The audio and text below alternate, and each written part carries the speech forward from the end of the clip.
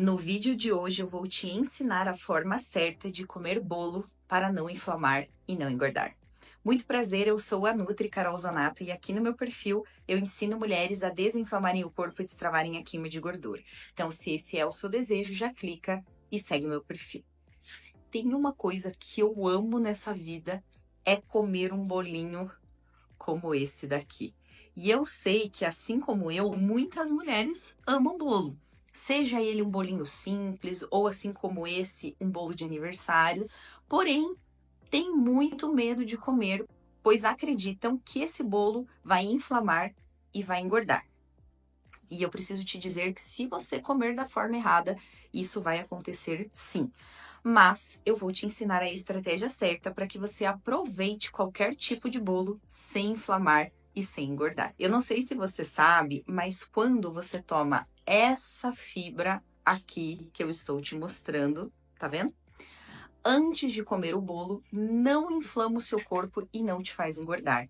Essa fibra, ela se chama psyllium e eu vou te mostrar de uma forma muito prática como isso acontece. Agora são exatamente 12:02 e eu vou comer essa fatia aqui de bolo de aniversário. Inclusive, esse bolo sobrou do aniversário da minha sobrinha ontem, que ontem foi aniversário dela. Essa fatia aqui, ela tem exatamente 100 gramas. Eu pesei porque eu vou precisar comer 2 fatias e para que o teste dê certo, as 2 fatias precisam ser exatamente iguais. E depois de 1 hora, eu vou medir os meus níveis de açúcar no sangue para você ver o que vai acontecer. Então, vamos lá.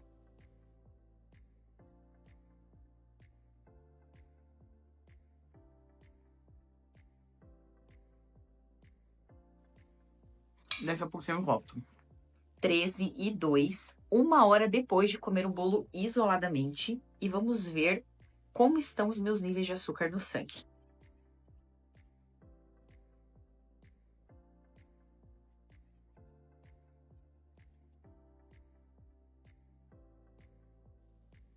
Olha aqui a minha glicose, 120. Guarda esse número e eu volto daqui a pouquinho. Agora são 14:03. Esperei 2 horas após comer o bolo isoladamente para normalizar meus níveis de glicose. E agora eu vou comer novamente a mesma quantidade de bolo, ou seja, 100 gramas. Pesei os dois, tá?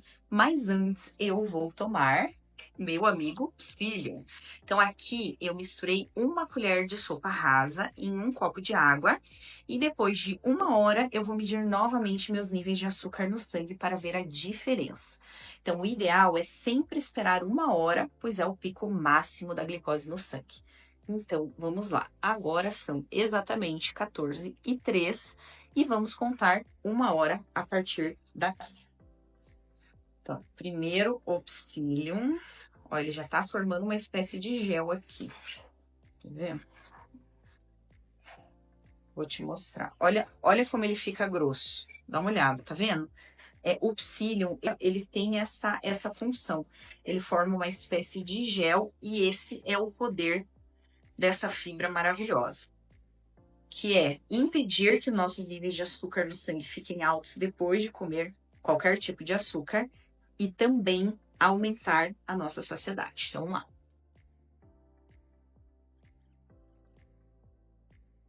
Agora, vamos comer o bolo.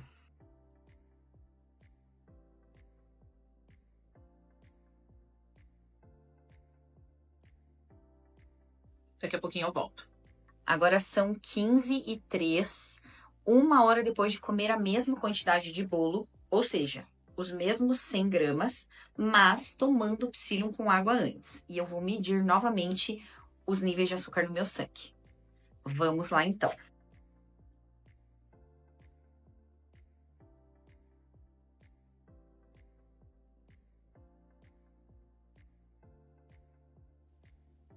Olha aqui a diferença.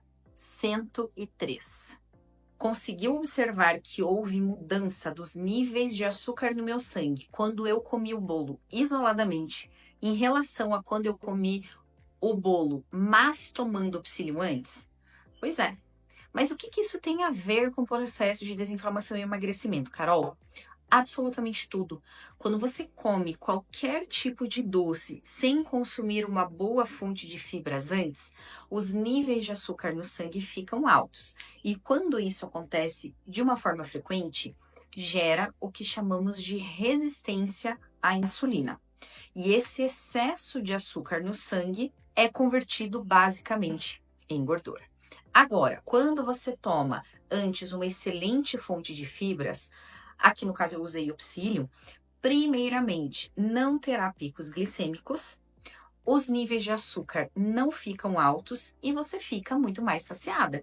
Porque o psyllium, além de reduzir o índice glicêmico de qualquer tipo de açúcar, evitando os picos glicêmicos, ele aumenta a saciedade, impedindo que você coma uma quantidade exagerada de bolo.